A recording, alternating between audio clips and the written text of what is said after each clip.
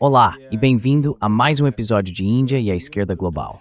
Se você é novo por aqui, aproveita e se inscreve no canal. Também pode se tornar membro no YouTube, apoiar pelo Patreon ou fazer uma pequena doação usando o link na descrição. Sem mais demora, quero dar as boas-vindas ao nosso convidado de hoje, o professor Mohammad Marandi. O professor Marandi é do Irã e leciona na Universidade de Teherã. Professor Marandi, bem-vindo de volta ao Índia e a Esquerda Global. Muito obrigado pelo convite. É sempre um grande prazer participar do seu programa. Então, o governo dos Estados Unidos está dizendo que cancelou os ataques contra o Irã e que está muito perto de um acordo. A minha pergunta para você é: esse momento é realmente diferente de todas as outras situações parecidas que tivemos nos últimos 100 dias, mais ou menos?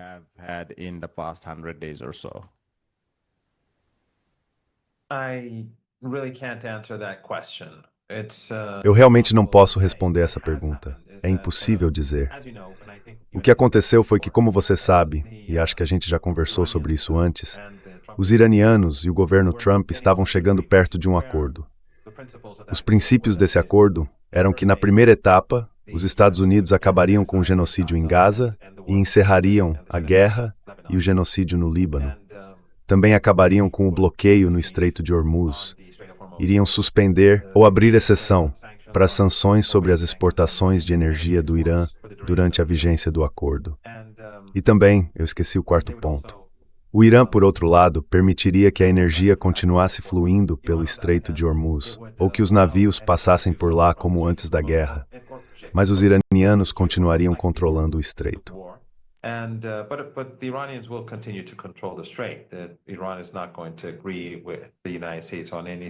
O Irã não vai concordar com os Estados Unidos em nada que envolva o controle dos estreitos, taxas ou qualquer coisa desse tipo.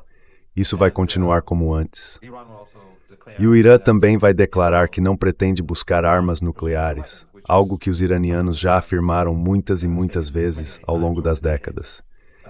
Depois, se isso continuar por 2 meses, os Estados Unidos vão liberar os bens iranianos que foram roubados, porque eles roubaram cerca de 25 bilhões de dólares em ativos do Irã ao longo dos anos. Então liberariam metade desse valor imediatamente e a outra metade até o fim desses 2 meses. Essa seria a primeira etapa. E durante esses 2 meses, as duas partes negociariam o fim das sanções, o urânio enriquecido do Irã e, claro, o programa nuclear.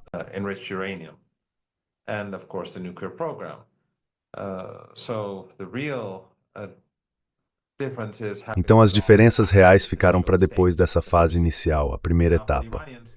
Agora, para os iranianos, o essencial é que o genocídio em Gaza e o genocídio no Líbano acabem. E é impressionante que nesse mundo em que a gente vive, o único país que está forçando os Estados Unidos a fazer alguma coisa sobre Gaza e o Líbano seja o Irã. Todos os outros países da região, Turquia, Jordânia, Egito, Arábia Saudita e outros, não fazem nada. E claro, fora da região, quando esses países não fazem nada e ainda são cúmplices, o que dá para esperar? Mas os iranianos querem o dinheiro adiantado, o dinheiro roubado, metade dele devolvida logo de cara, como um sinal de boa vontade.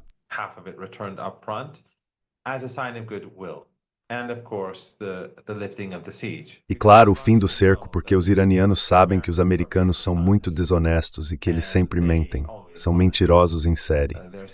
E não é só o Trump. O Trump é mais grosseiro na desonestidade dele e também mais grosseiro nas ambições imperiais. Mas o Obama, no acordo de 2015, mentiu do mesmo jeito. O erro que o lado iraniano cometeu em 2015 foi ter feito concessões demais. Só que o verdadeiro problema foi que o acordo foi estruturado de um jeito em que os iranianos cumpririam as obrigações deles primeiro e depois os americanos cumpririam as deles. E os iranianos realmente cumpriram o que prometeram. Mas os americanos aproveitaram isso como uma oportunidade para não cumprir a parte deles, porque viram que os iranianos já tinham feito as concessões.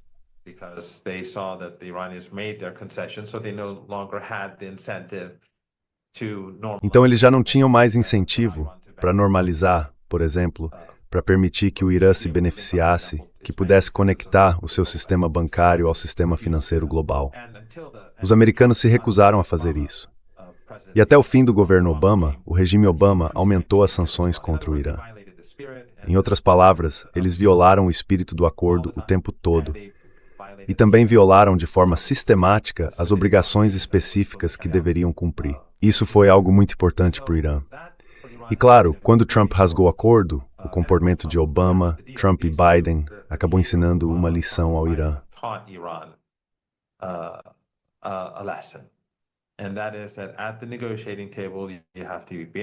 Na mesa de negociação, é preciso ter muito cuidado e ser bem firme com os americanos.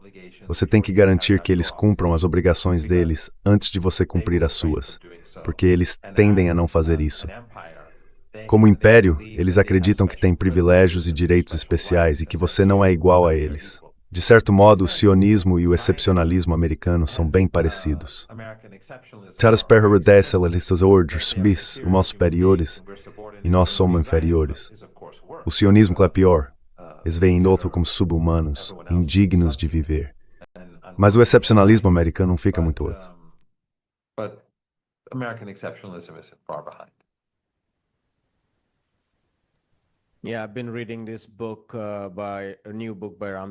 Eu tenho lido um livro novo do Ramzi Baroud. Vou falar sobre ele no programa.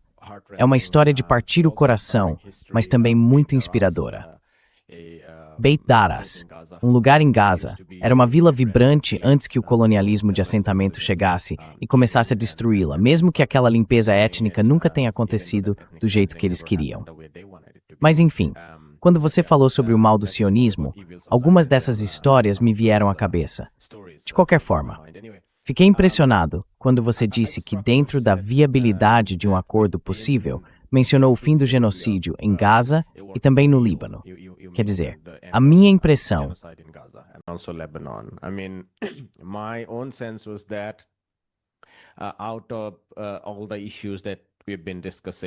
de todos os assuntos que a gente vem discutindo, digamos, para simplificar, os assuntos que são mais internos ao Irã, como os bens roubados, os ativos congelados, as sanções, o estoque de urânio, eu senti que esses são temas relativamente mais fáceis de lidar. E se houver um acordo, um acerto de 2 meses, ou o que for, como uma primeira fase, provavelmente seriam esses os pontos em torno dos quais um acordo inicial poderia ser feito. Agora, as questões regionais, que envolvem o Líbano e outros aliados na região, as bases americanas, que o Irã insiste, com muita ênfase, que devem sair, eu senti que esses são assuntos bem mais difíceis de chegar a um acordo. Essas coisas acabam sendo decididas mais pela própria força da história, conforme os acontecimentos se desenrolam no terreno, e o equilíbrio de forças muda de lado. Mas você disse que o fim do genocídio é algo absolutamente prioritário.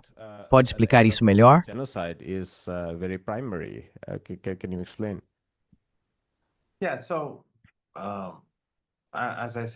Então, como eu disse antes, até 2 semanas atrás a gente ainda estava reduzindo as diferenças. E não é porque os Estados Unidos sejam desumanos, ou sãos, ou normais. A elite política dos Estados Unidos é completamente maligna.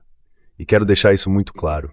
Não é só o Trump, é o Obama, é o Netanyahu, ele é o presidente dos Estados Unidos, mas também é o Obama, é o Biden, e são os senadores. É toda a classe política e os que mandam neles.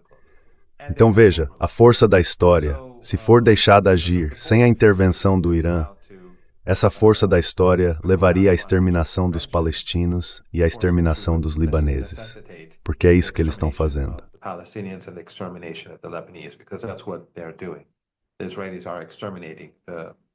Os israelenses estão exterminando o povo no sul do Líbano neste exato momento.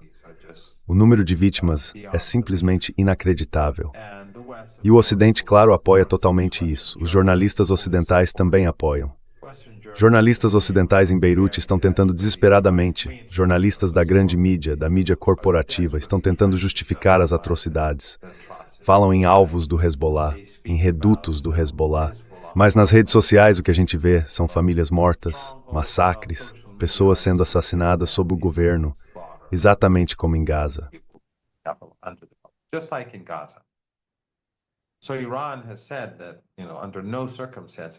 O Irã já deixou claro que em nenhuma circunstância vai aceitar um acordo sem o Hezbollah. Agora, no caso de Gaza, a situação é um pouco mais complicada do que no Líbano, porque, infelizmente, com a cumplicidade da Jordânia, do Erdogan, dos regimes árabes do Golfo Pérsico, do Egito e de outros países, além de líderes regionais e de várias partes do mundo, o Trump impôs um cessar-fogo falso. E todos esses líderes se reuniram no Egito para tentar encobrir o genocídio dele e também para apoiar esse cessar-fogo. Desde então, quase 1.000 palestinos foram massacrados e o regime israelense ultrapassou aquela linha amarela traçada de forma injusta, tomando cada vez mais território.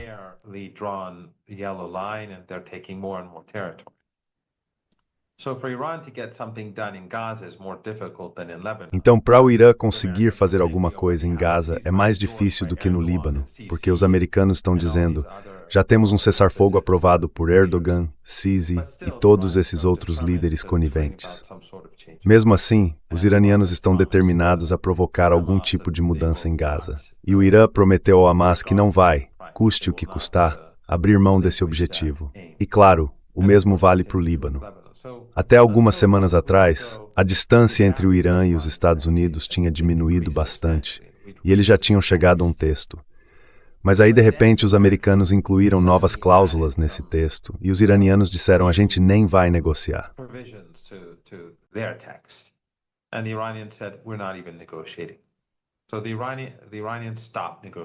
Então os iranianos pararam de negociar.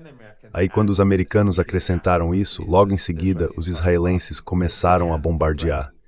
Passaram a ameaçar Beirute, depois bombardearam Beirute, e então os americanos começaram a atacar o Irã à noite, várias vezes.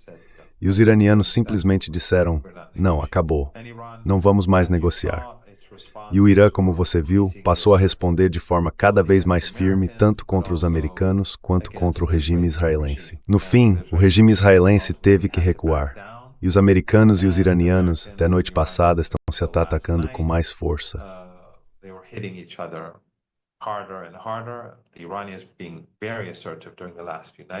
Os iranianos estavam sendo bem assertivos nas últimas noites. E aí, na noite passada, a gente viu o que aconteceu. Anteontem, os americanos, por meio dos cataris, mandaram uma mensagem para o Irã dizendo que tinham retirado aquelas cláusulas extras ou aquelas exigências adicionais do texto. Ou seja, voltamos ao ponto de 2 semanas atrás.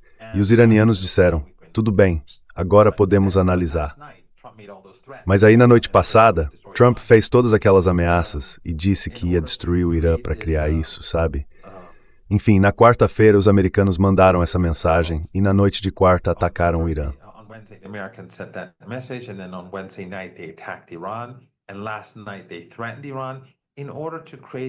E ontem à noite, eles ameaçaram o Irã para criar essa imagem de que se houver um acordo, essa é a minha interpretação, de que se houver um acordo, os americanos estariam entrando nele a partir de uma posição de força. Porque, na verdade, os americanos recuaram. Eles retiraram aquelas novas exigências. Então, se o Trump assinar um acordo agora, ele vai parecer fraco. Por isso, ele precisou bombardear o Irã anteontem, o que o Irã respondeu. E ontem ele ficou fazendo todas aquelas ameaças de atacar o Irã com força, ontem à noite, hoje e por aí vai. Então, basicamente, o que aconteceu é que os americanos recuaram. So, basically what has happened is that the Americans have retreated.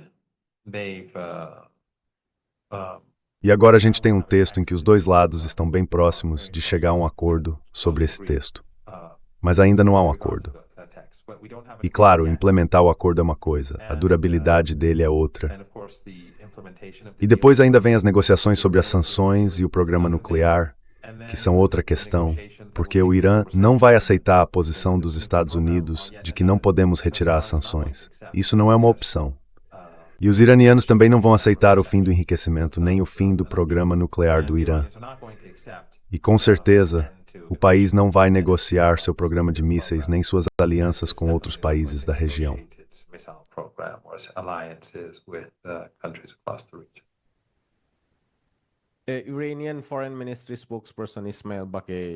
O porta-voz do Ministério das Relações Exteriores do Irã, Ismail Bagheri, disse à mídia iraniana que um documento está sendo discutido e que está mais perto do que nunca de ser aprovado.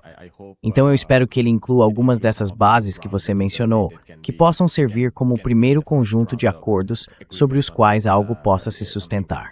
E depois, vamos ver o que vem a seguir. Só uma explicação sobre o meu uso da expressão força da história.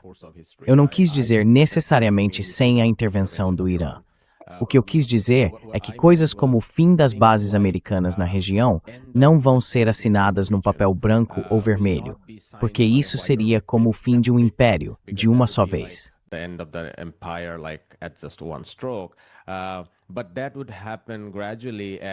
Mas isso aconteceria aos poucos, à medida que uma reestruturação maior das finanças globais e da economia mundial fosse acontecendo. Por exemplo, conforme o dólar enfraquece, conforme a importância do petrodólar diminui, ou conforme a capacidade dos Emirados Árabes, do Catar e de outros países do Golfo vai caindo, a capacidade deles de comprar armas dos Estados Unidos ou investir em ações americanas, essa base deixaria de existir. É isso que eu quis dizer quando falei sobre forças maiores em ação, seja no terreno, seja na Palestina ou no Líbano. Eu não quis dizer que isso aconteceria sem a intervenção ou o apoio do Irã. O que eu quis dizer é que isso não seria aceito como um acordo. Assim como alguém poderia esperar conseguir algo em relação ao arsenal nuclear ou ao fim das sanções.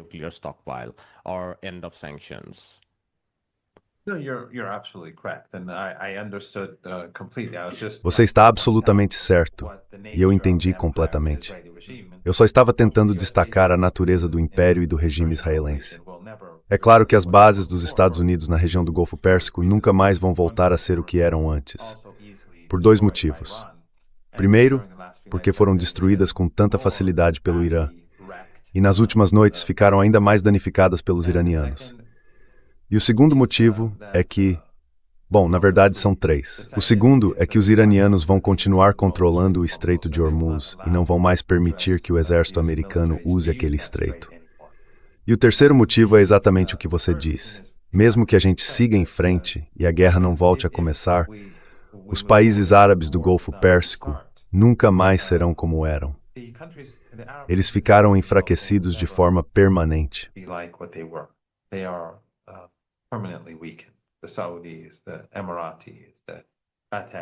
Os sauditas, os emiradenses, os cataris, os bahreinitas, os kuwaitianos, esses regimes estão permanentemente enfraquecidos. E por isso os Estados Unidos, que também foram muito atingidos, não têm mais o mesmo incentivo financeiro. Porque todas as bases americanas, que são muito maiores e mais caras que as pessoas imaginam, todos os custos são pagos por esses regimes. Os Estados Unidos, todos os custos, não é só o terreno de graça, ou a eletricidade, ou o fornecimento de água. Eles pagam por tudo que é feito. E esse modelo simplesmente não é sustentável. Reconstruir essas bases seria muito caro. E claro, o Irã vai destruí-las de novo se alguma coisa acontecer. E o dinheiro, simplesmente, o dinheiro não vai estar disponível como antes. Então, você está absolutamente certo. As forças da história vão mudar a região em prejuízo do sionismo e dos Estados Unidos. Mas é um processo.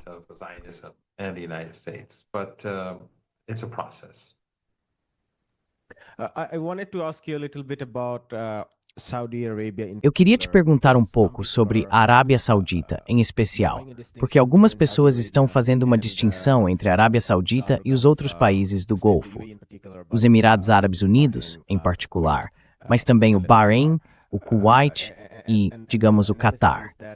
A análise é que pode haver mais espaço para cooperação entre o Irã e a Arábia Saudita do que entre o Irã e os Emirados, em parte porque a Arábia Saudita tem mais abertura para outras regiões da Ásia, por meio do Paquistão.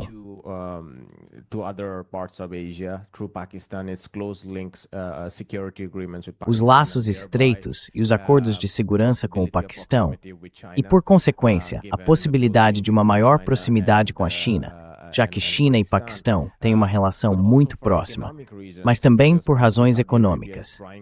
Em parte, a Arábia Saudita está tentando atrair mais investimentos e competir com os Emirados Árabes Unidos, que recebem a maior parte dos investimentos ligados ao circuito ocidental.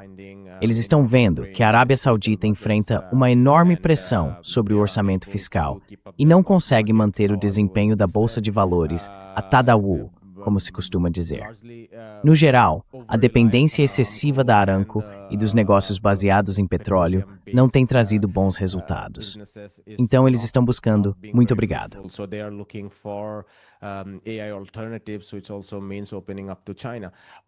Com a guerra mudando o cenário do Oeste Asiático, com o Irã se tornando um ator mais poderoso na região, e a Arábia Saudita mantendo sua importância de outras formas, diferente dos estados menores como Kuwait, Catar ou Emirados Árabes Unidos, você enxerga uma cooperação maior entre Irã e Arábia Saudita para tentar tirar a região da influência do Ocidente e do imperialismo ocidental.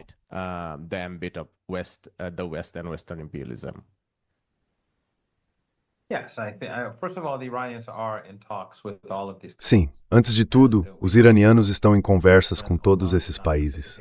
E a gente viu como, quando Omã não participou dessa guerra assassina, a relação entre o Irã e Omã ficou ainda mais forte.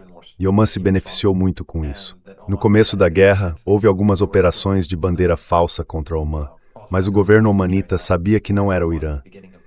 Já esses outros países pagaram o preço pela cumplicidade deles no ataque contra o povo iraniano. Mas as negociações com esses países de Nesto Great Tech Broke isso.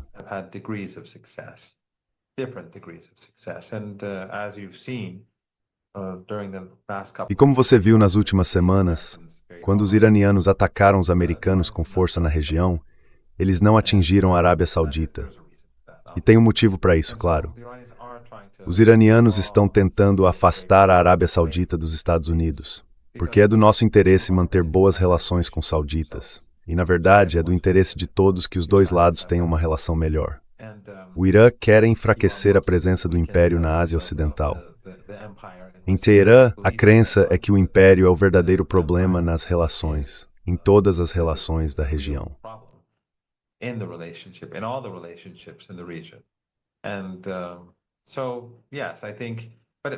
Então, sim, eu acho que se os Estados Unidos realmente reiniciarem uma guerra e se atacarem a infraestrutura crítica do Irã, todos esses países, por causa da cumplicidade deles, vão pagar o preço.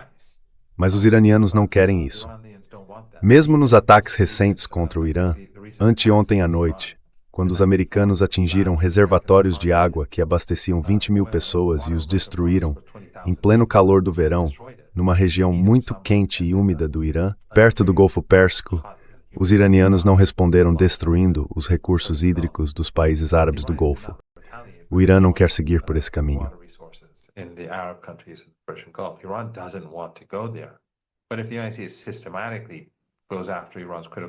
Mas se os Estados Unidos atacarem de forma sistemática a infraestrutura crítica do Irã, o Irã não vai ter escolha. E olha, durante essa guerra, os iranianos foram muito cuidadosos para não matar civis. Eu conferi no DeepSeek e esses países do Golfo Pérsico disseram que juntos tiveram 20 vítimas.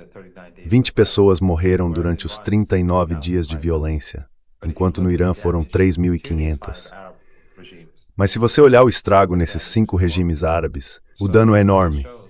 Isso mostra que os iranianos são muito mais cuidadosos para não matar civis do que, claro, os americanos e os israelenses. Eles prosperam com um massacre de civis.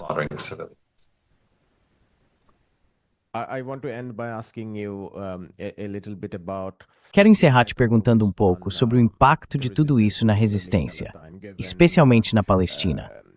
Ontem à noite, Israel não só bombardeou Deir al-Balah, na faixa de Gaza, como também acabou tornando essa chamada linha amarela, a ocupação de Gaza, essa ocupação parcial, praticamente sem sentido, porque isso não tem nenhuma santidade, esse chamado cessar-fogo. Na Cisjordânia ocupada, eles estão destruindo terras agrícolas, estão envenenando plantações em grandes áreas de Belém e Jericó.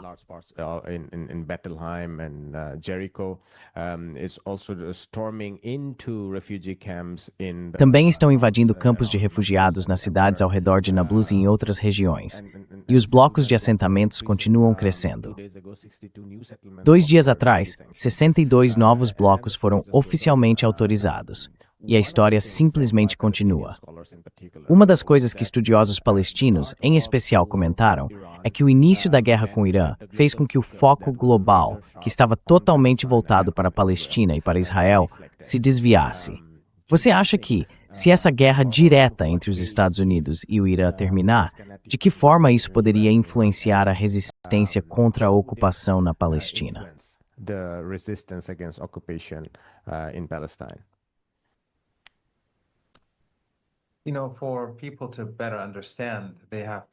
Olha, para entender melhor, as pessoas precisam compreender a ideologia religiosa que está por trás da resistência.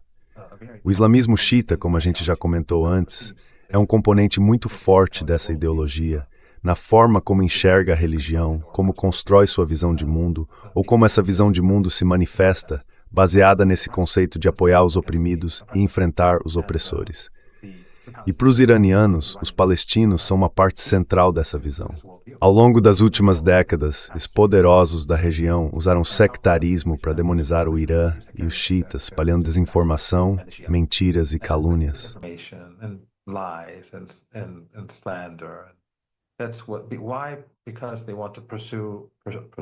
Por quê? Porque eles querem preservar seus regimes, é claro. Eles não querem que as pessoas olhem para a revolução e coisas assim como inspiração. E o segundo motivo é esconder a própria cumplicidade, ou tentar justificá-la. Porque as pessoas estão dizendo, por que o Irã faz isso, mas a Turquia transporta petróleo para Israel? Ou por que o Hezbollah faz isso, enquanto os egípcios estão assistindo? O exército egípcio está vendo crianças sendo massacradas em Gaza e não faz nada. Por que o Iêmen resiste, mas os Emirados tentam destruir o Iêmen, ou os sauditas tentam destruir o Iêmen? Então, o melhor jeito é através da calúnia.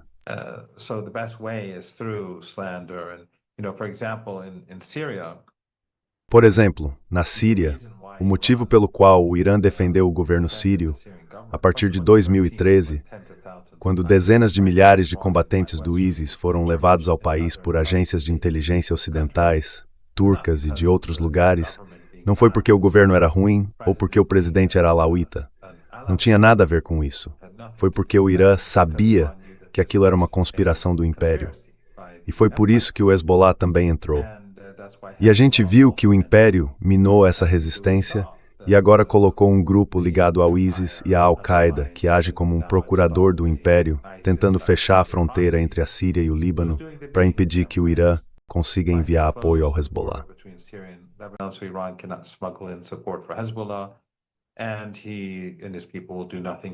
E ele e o grupo dele não vão fazer nada para retomar o território no sul da Síria, justamente no momento em que a resistência no Líbano está colocando tanta pressão sobre o regime, porque o Hezbollah está fazendo um trabalho impressionante contra as forças armadas israelenses. E é por isso que o regime vive massacrando famílias e destruindo cidades, tomado pela própria fúria. Aqui na Síria, disseram que isso era algo sectário, quando na verdade era uma luta contra o Império. Todo o projeto, todo o eixo da resistência foi criado para ajudar o povo palestino, que é árabe e sunita. O Irã não é árabe e segue o islamismo xiita. Mas sabe, a forma como eles atacam o Irã é sempre incoerente.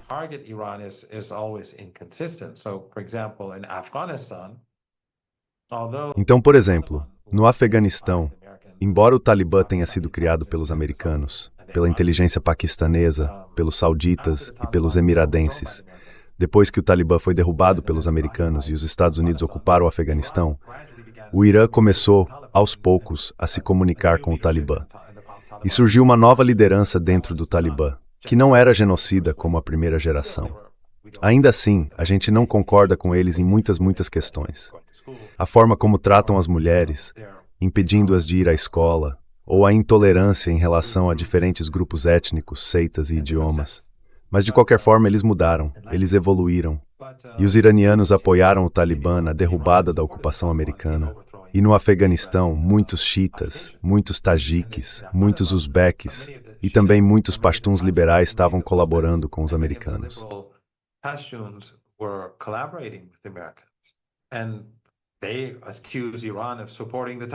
E eles acusaram o Irã de apoiar o Talibã. Então, bem, isso é exatamente o oposto da acusação feita na Síria. Mas a verdade é que existe uma coerência na postura da comunidade iraniana e da resistência. E essa coerência é a ideia de que o mal supremo é o império. É o império que cria o extremismo e o terrorismo e coloca países e comunidades uns contra os outros para manter sua autoridade e seu poder. Então, no caso do Afeganistão, eu diria que o que o Irã fez foi a posição moralmente correta. E a longo prazo, isso beneficia todo mundo. O que o Irã fez na Síria e o que o Hezbollah fez na Síria também foi a posição moralmente correta. Já aqueles que promoveram o sectarismo, o ódio racial e tudo mais na Síria estavam basicamente servindo aos interesses do império.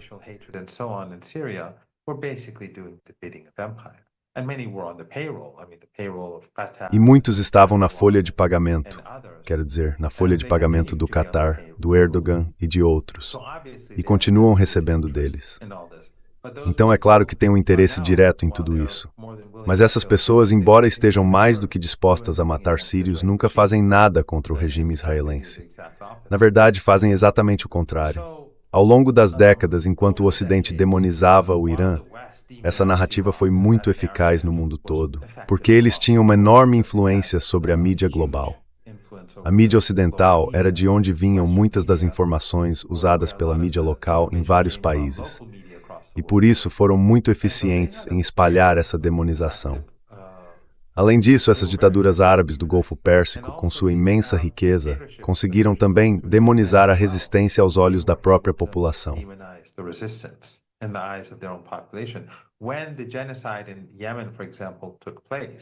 Quando aconteceu o genocídio no Iêmen, a guerra genocida, Al Jazeera, o governo da Turquia, os cataris, todo mundo estava junto. Eles apoiavam os ataques genocidas. E só quando a divisão entre os Emirados, os sauditas e o Catar levou ao cerco contra o Catar é que o país se afastou dessa política. E claro, a Turquia também mudou de posição por causa do Erdogan, dos interesses financeiros dele no Catar e dos interesses estratégicos ligados à riqueza catariana.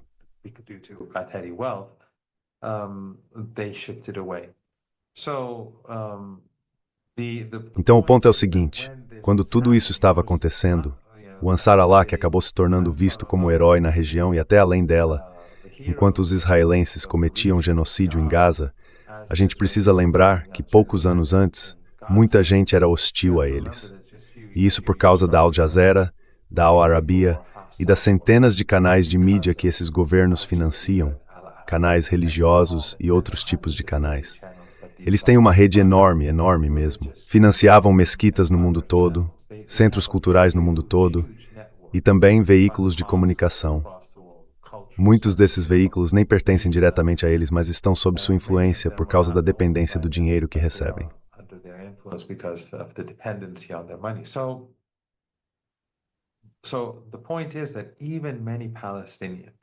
A questão é que até muitos palestinos tinham uma visão negativa do Islã por causa desse sectarismo, desse ódio racial, dessas narrativas que eram transmitidas dia e noite pela mídia árabe e, claro, pelo mundo todo.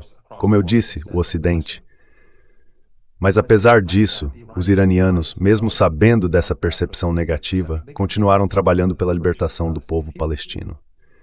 Agora estamos vendo as pessoas despertando para a realidade do que significa resistência e do que significa o eixo da resistência.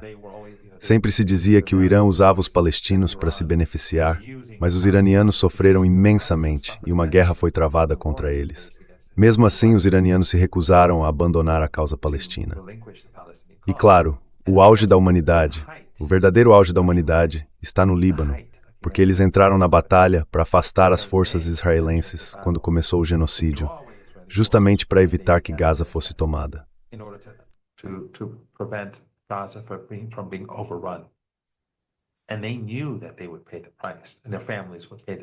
E eles sabiam que pagariam o preço e que suas famílias também pagariam o preço. E estão pagando esse preço hoje.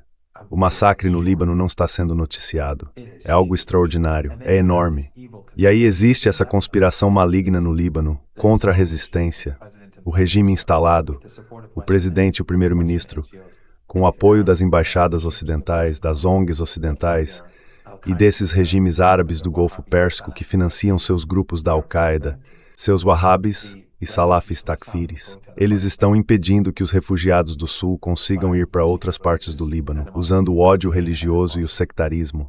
Então, em vez de apoiá-los contra o regime israelense, estão tentando cercá-los e estão bloqueando a ajuda que vem do Irã e do Iraque. Barracas, cobertores, comida, qualquer coisa. Blankets, food, anything. And then you have the Al-Qaeda forces. E aí você tem as forças da Al-Qaeda na fronteira da Síria, cercando eles. Tem o regime israelense bombardeando cidade após cidade, massacrando famílias, matando médicos e paramédicos. E depois tem esse regime sinistro em Beirute, bloqueando e cercando eles também. Mesmo assim, o Hezbollah continua resistindo e revidando, e seus apoiadores permanecem firmes. É muito mais difícil para o Hezbollah do que até para o Hamas, no sentido de que o Hamas tinha o controle de Gaza e a Jihad Islâmica Palestina ajudava eles. Mas no Líbano, o país está completamente infiltrado por essas forças ligadas ao Ocidente. Forças genocidas como as forças libanesas, que cometeram o massacre de Sabra e Shatila em 1982, matando até 3.500 palestinos no campo de Sabra e Shatila em apenas 48 horas. Homens, mulheres e crianças. 500 Palestinians up to 3,500 in the Sabra Shatila camp in 48 hours, men, women and children. These monsters are Western allies. And then the Takfiris and Esses monstros são aliados do Ocidente. E depois vêm os Takfiris e os outros. Então o Hezbollah está cercado por dentro e por fora, pelo Al-Qaeda e pelo Estado Islâmico. Mas eles mantêm essa resistência para poupar as crianças de Gaza. O que eu quero dizer é que depois dessa guerra, depois de todos esses anos de genocídio, e depois do que fizeram com o Iêmen, com o Líbano e com o Irã, essas entidades continuam firmes na determinação de apoiar os oprimidos. E isso inclui, claro, Cuba, embora nosso alcance seja limitado, a Venezuela e outros. Então não tenham dúvida de que, apesar de todas as dificuldades que enfrentamos, especialmente os libaneses, o compromisso com o povo da Palestina continua firme. E o compromisso de impedir que o Ocidente extermine as crianças da Palestina e as crianças de Gaza é forte como aço. Então, por meio do acesso e da resistência, nós vamos continuar apoiando o povo palestino. No mesmo estado, going to step Palestina.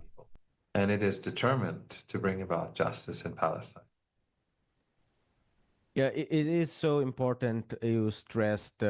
É muito importante que você tenha destacado os aspectos morais enquanto explicava a lógica da política externa do Irã. E eu queria enfatizar isso, porque grande parte da análise ocidental sobre a política externa iraniana, mesmo de pessoas que não são necessariamente vistas como anti-Irã, coloca tudo dentro da caixinha do Realpolitik, onde a moralidade não tem espaço.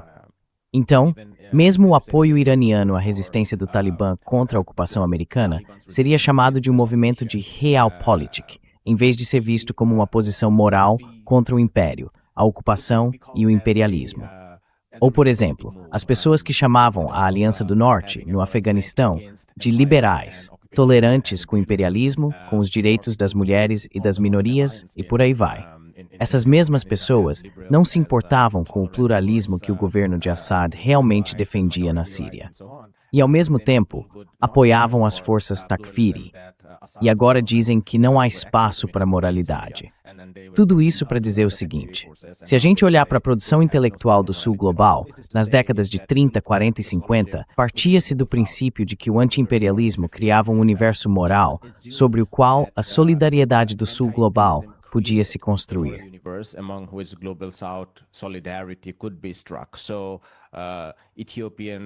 Então, a resistência etíope contra a ocupação italiana podia inspirar ou servir de causa para a resistência indiana contra a ocupação britânica, ou, sabe, a resistência indonésia contra a ocupação holandesa. Mas hoje, o que eu estou tentando dizer é que estamos vendo algo parecido, como você acabou de explicar. Só que a narrativa ocidental é que tudo que o Sul global faz, ou que o Irã faz, é pura realpolitik, que não existe moralidade envolvida, que tudo é movido apenas por interesse próprio. Não existem interesse. porque quando um país é um Estado, ele precisa se proteger.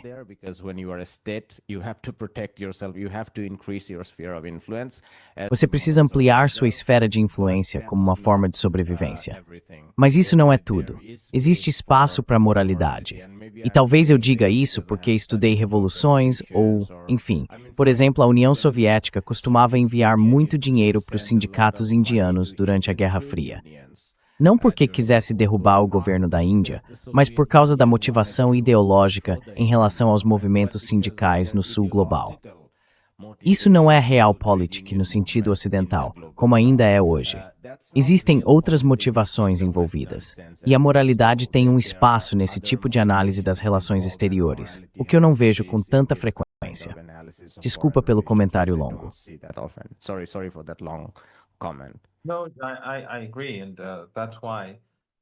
Não, eu concordo.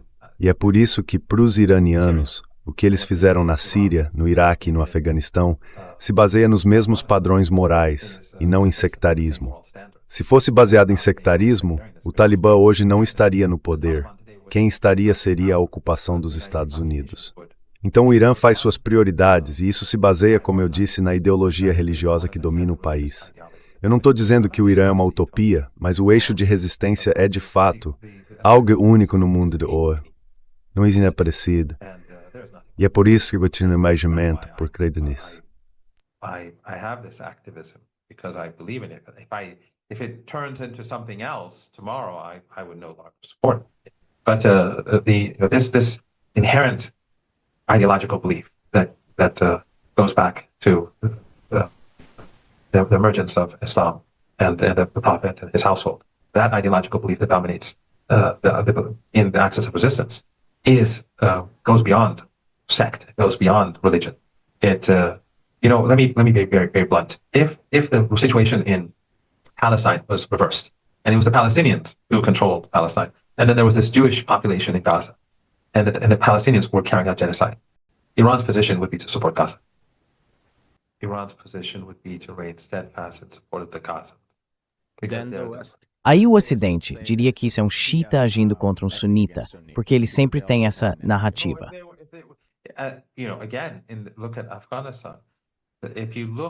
De novo, olhe para a situação do Afeganistão. Se você procurar na internet, vai ver muitos afegãos xiitas que vivem no Ocidente e que dia e noite atacam o Irã. Por quê? Porque os interesses deles foram destruídos depois da queda do governo. Mas eu não desejo mal a nenhum deles, nem a ninguém nessa região. O ponto é que, do ponto de vista moral, a ocupação do Afeganistão pelos Estados Unidos é o mal supremo.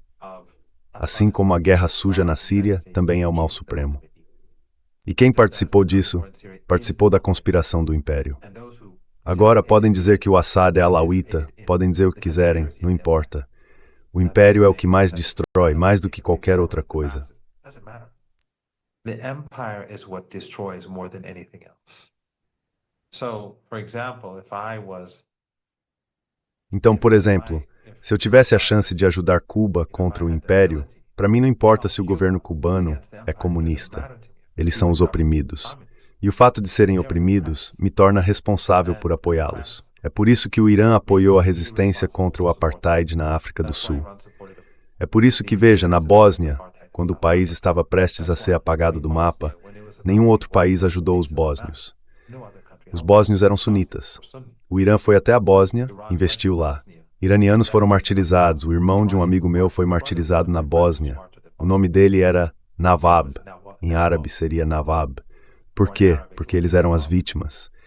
Então, você sabe, o Ocidente é de retratar o Irã de um certo jeito. The West likes to portray Iran in a particular light. The reality is that the axis of resistance. A verdade é que o eixo da resistência é extremamente, mas extremamente moral. E eu não estou dizendo que é uma utopia, nada disso. Mas é por isso que eles odeiam tanto o Irã. Alguns podem perguntar, mas por que o Irã não se envolveu diretamente na guerra, digamos há 2 anos, 3 anos ou mesmo 1 ano atrás? Isso também não tem nada a ver com autopreservação egoísta. Se o Irã tivesse entrado na guerra sem criar uma base sólida e tivesse sido gravemente atingido, qualquer dano ao Irã enfraqueceria o eixo. Porque o Irã é, no fim das contas, o centro que dá força a todo o eixo. Então o Irã precisa ter muito cuidado para não se enfraquecer de um jeito que acabe prejudicando o próprio eixo. É como se fosse um único corpo. This is like one body. So these are not proxies. Esses não são representantes. O Ocidente gosta de chamá-los assim porque eles funcionam. Os regimes árabes também os chamam de representantes, porque é assim que eles operam, pagando. Mas isso aqui é uma irmandade, ou se quiser falar de forma mais inclusiva, uma sororidade. Para nós, esses laços são muito profundos. Eu diria que o auge da humanidade está nesse eixo. O que os libaneses fizeram, o que o Hezbollah fez, é algo que o mundo inteiro deveria estudar. E a resistência vai continuar, vai crescer e vai crescer ainda mais. E o Irã não vai abandonar a causa palestina, nem o povo palestino, nem as crianças da Palestina, nem as crianças de Gaza. Isso está além de qualquer imaginação. That is just beyond imagination. Thank you, Professor Marandi, Obrigado, professor Marandi, por colocar o império no centro dessa análise. Muitas vezes isso é tratado apenas como um conflito, como se houvesse dois lados iguais, sem nenhuma hierarquia de moralidade ou legitimidade, e por aí vai. E também obrigado por nos mostrar que a resistência não é só uma aliança cínica pela sobrevivência contra o império, mas que tem algo além disso, coisas como idealismo, solidariedade com os oprimidos e assim por diante. Muito obrigado, de verdade, agradeço mesmo. Muito obrigado por me receber, é sempre um grande prazer. Oi, meu nome é Ayushman. Eu, junto com Mudiar Jyothishman, criamos essa plataforma. Nos últimos 2 anos, a gente tem tentado produzir conteúdo voltado para a esquerda e para as forças progressistas. Até agora, já entrevistamos economistas, historiadores, comentaristas políticos e ativistas. Se você tem gostado do nosso conteúdo e quer que a gente construa um acervo para a esquerda, eu tenho 2 pedidos para você. Primeiro, considere fazer uma doação para apoiar essa causa. O link está na descrição aqui embaixo. E se não puder contribuir, não fique triste. Você pode sempre curtir nossos vídeos e compartilhar com seus camaradas. E por fim, não se esqueça de se inscrever no canal. Don't forget to hit the subscribe button.